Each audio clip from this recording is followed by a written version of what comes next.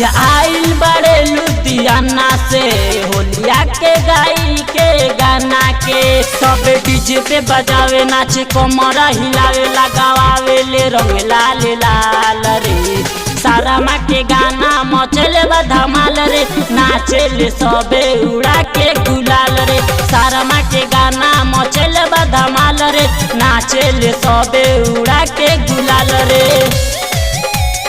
नाचे ले सबे उड़ा के गुलाल रे उड़ा के गुलाल रे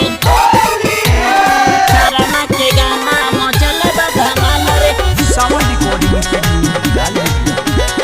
नाचे ले सबे उड़ा के गुलाल रे सरर केहू बोलता होली भिजता कपड़ा भिजता चोली बाटे उमंग दादा के में बोली जे भी बोलियो के मार दे में गोली केहू बोलता होली भिजता कपड़ा भिजता चोली बाटे उमंग दादा के में बोली जे भी बोलियो के मार दे में गोली जीजा घरे जदी जती हम रंगवा लगे देखना नजारा ई कमाल के रे सारा माँ के गाना मचल बा धमाल रे नाचे ले सबे उड़ा के गुलाल रे सारा माँ के गाना मचल बा धमाल रे नाचे ले सबे उड़ा के गुलाल रे नाचे ले सबे उड़ा के गुलाल रे उड़ा के गुलाल रे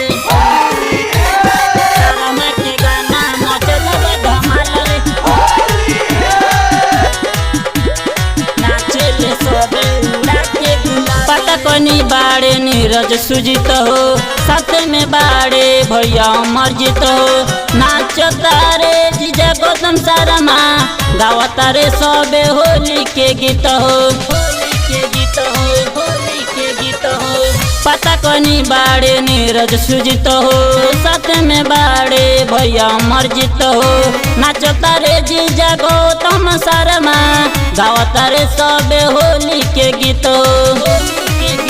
देख सब के कठिन होली बाटे रंगीन निकला के होली ही साल के रे सारा माँ के गाना मचले बा धमाल रे नाचे ले सबे उड़ा के गुलाल रे सारा माँ के गाना मचले बा धमाल रे नाचे ले सबे उड़ा के गुलाल रे सावन रिकॉर्डिंग स्टूडियो लाल बेगिया।